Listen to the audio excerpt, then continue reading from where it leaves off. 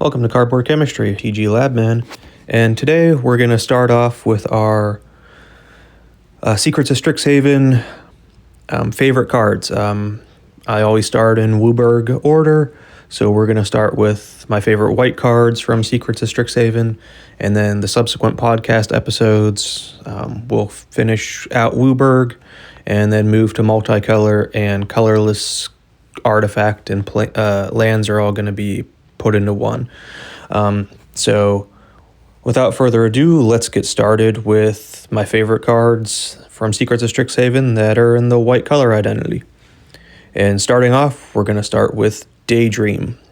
One white, so one mana value, sorcery, exile target creature you control, then return that card to the battlefield under its owner's control with a +1/+1 counter on it. It has flashback for 2 colorless and a white. A lot of cards in the Secrets of Strixhaven have the prepared mechanic. Flicker and blink is usually used for offensive or defensive strategies. Mostly defensive, you can flicker a permanent and whatever's targeting it fizzles it because the permanent's not there for when the spell resolves to see it.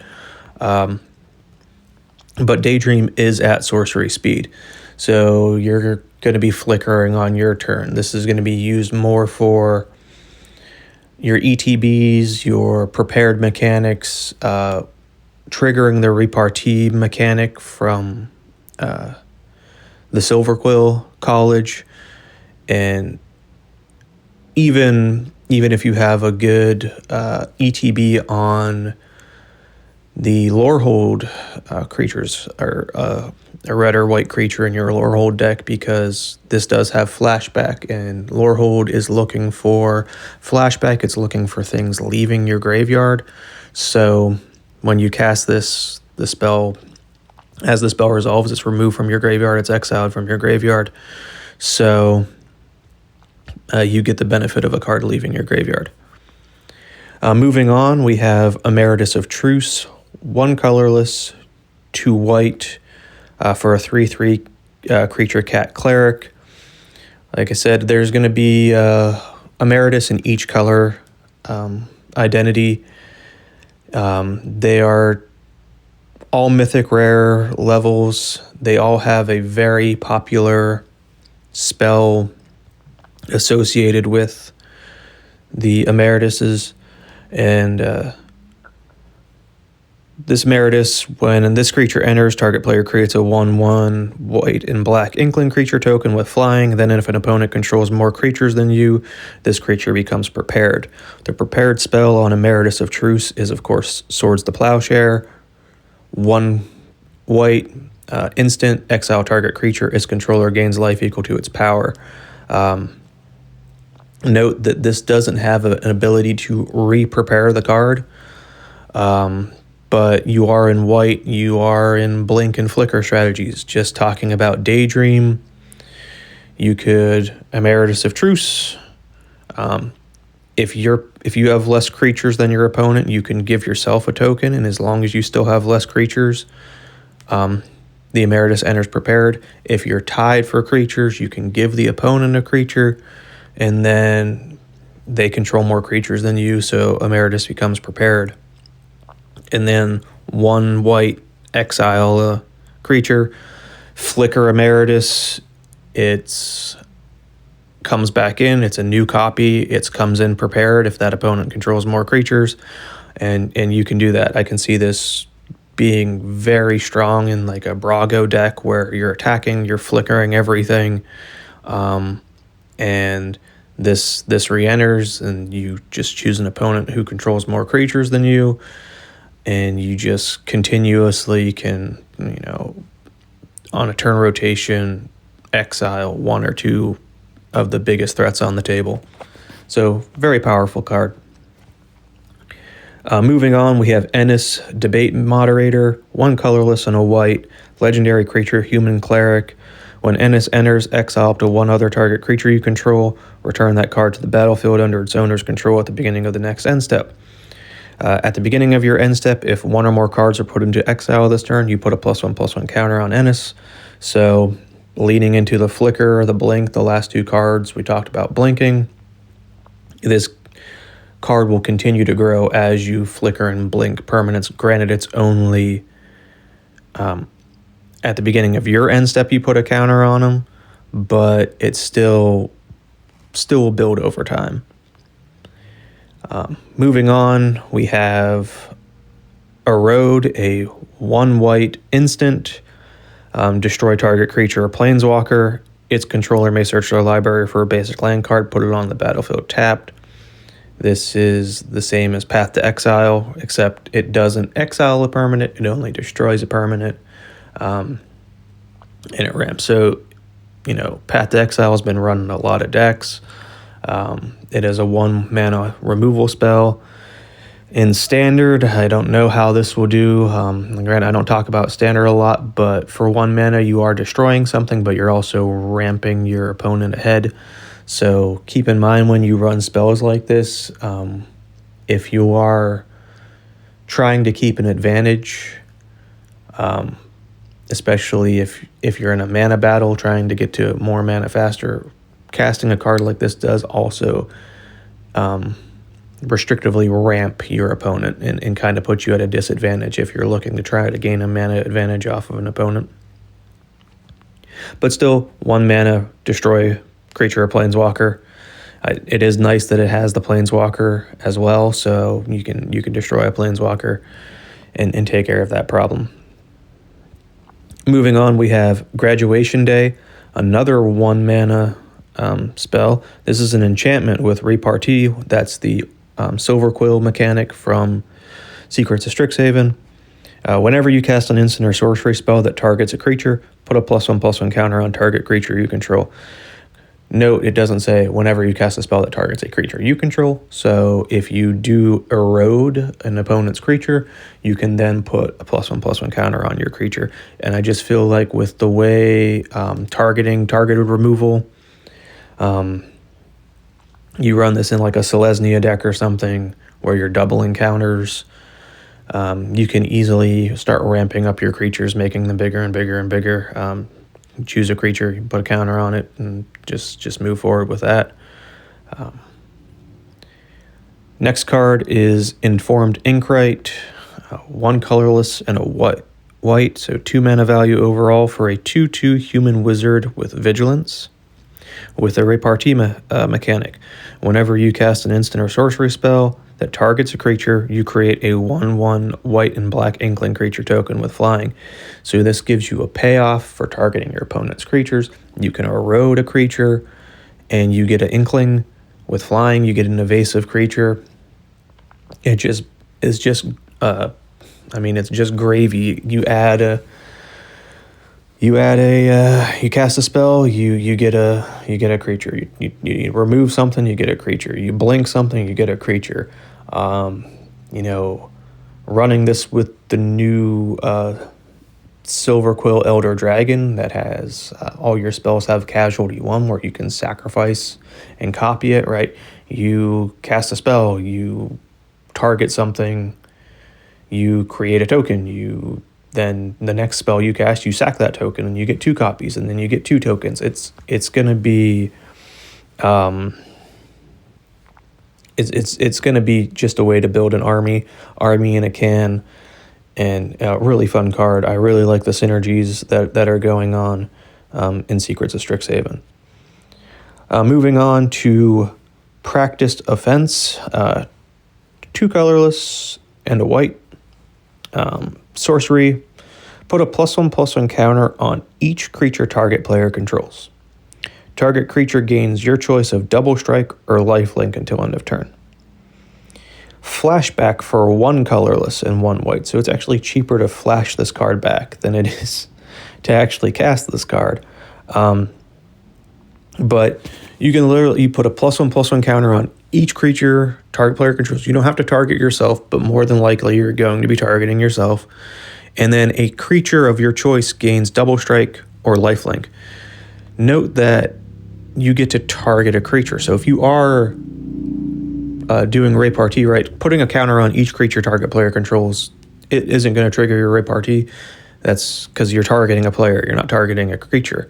But the second ability of the spell targets a creature. So you basically pump your board, and then you can benefit from a repartee mechanic or any heroic thing that has, whenever you target a creature, it's a lot of synergy in one card for a 3 mana value sorcery that you can flash back for 2 mana. Moving on, we have Restoration Seminar. 5 colorless, 2 white, sorcery lesson. Return target non-land permanent card from your graveyard to the battlefield. This is the paradigm spell for white. So the paradigm mechanic is a revised mechanic of the epic mechanic. When you cast the spell, after you first resolve a spell with this name, you may cast a copy of it from exile without paying its mana cost at the beginning of each of your first main phases. So if you successfully cast this spell, you get to cast this spell on your first main phase on every subsequent turn. And you just return target non-land permanent card from your graveyard to the battlefield. So you can return planeswalkers, enchantments, creatures, artifacts. It doesn't give you any restriction besides it being a non-land, and you can return your best thing if you're board wiped, or even if you board wipe. So strong card, 7 mana. I'm kind of curious to see how much play these paradigm cards are getting, because they are expensive to cast for 6, 7, 8 mana for these spells. So but to have that continuous benefit every one of your first main phases is a pretty big payoff for it. Moving on to probably my favorite white card from the Secrets of Strixhaven core set, not the Commander product, and that is Stirring Hopesinger. It's a 2 colorless, 1 white bird bard. It's a 1/3 with flying and lifelink, and it's an owl. I love owls. Cutest little flying owl creature here with repartee. Whenever you cast an instant or sorcery spell that targets a creature, put a +1/+1 counter on each creature you control. So this guy is like the gravy train for Silverquill. Like I said, if you're already targeting your opponent's stuff, and you're with the one, you get inklings. This guy, you're just continuously pumping your board, making them bigger and bigger and bigger every time you target an opponent's stuff. If you're doing like black and white, cantrips, the old original Killian from Strixhaven, that like spells that target creatures cost 2 less, and you're just playing cheap spells for real cheap, like this card is going to get out of hand, and you can really pump up a board to swing out with some big creatures. And the fact that it has flying and lifelink, this doesn't say other creatures. You put it on it as well, so it will just get bigger and bigger, and it's an evasive flyer. It's an evasive creature with lifelink, so you could pump this up and gain a pretty good chunk of life each turn. Moving on to the Commander product. We have Igonjo Dynastorian, 2 colorless and a white, for a 2/3 Fox Advisor with Vigilance. Whenever you attack with 2 or more creatures, this creature becomes prepared. So this card does have the prepared mechanic, and the prepared spell on this card is Replenish. Replenish is a 3 colorless, 1 white sorcery. It says return all enchantment cards from your graveyard to the battlefield. This is pretty easy to prepare. You only have to attack with 2 or more creatures, and you have the added benefit of paying 3 and a white to bring back all of your enchantments. If you're running an Enchantress deck and you're running a lot of enchantment creatures, you attack with 2 of your enchantment creatures, you bring back all of your enchantments. I love that it's a fox. It's very hint to Kamigawa, and even in the artwork, it's very Kamigawa, because it's a visiting student from Kamigawa. And like I run my Light Paws deck, right? Another ability to bring back all of my auras from the graveyard. Another way to recur enchantments if I lose them is always an added benefit. Moving on, we have Herald of Amity, 3 colorless and a white for a 2/2 creature griffin with flying. It has, when this creature enters, exile the top 8 cards of your library. You may cast an aura spell from among them without paying its mana cost. Then put the rest on the bottom of your library in a random order. Whenever this creature attacks, it gets +X until end of turn, where X is the number of auras you control. Like I said, I run Light Paws. This is a shoe-in for that deck. It lets you cast an aura for free, and then whenever it attacks, it gets bigger based on the amount of auras you control. It gives me another target to put auras on.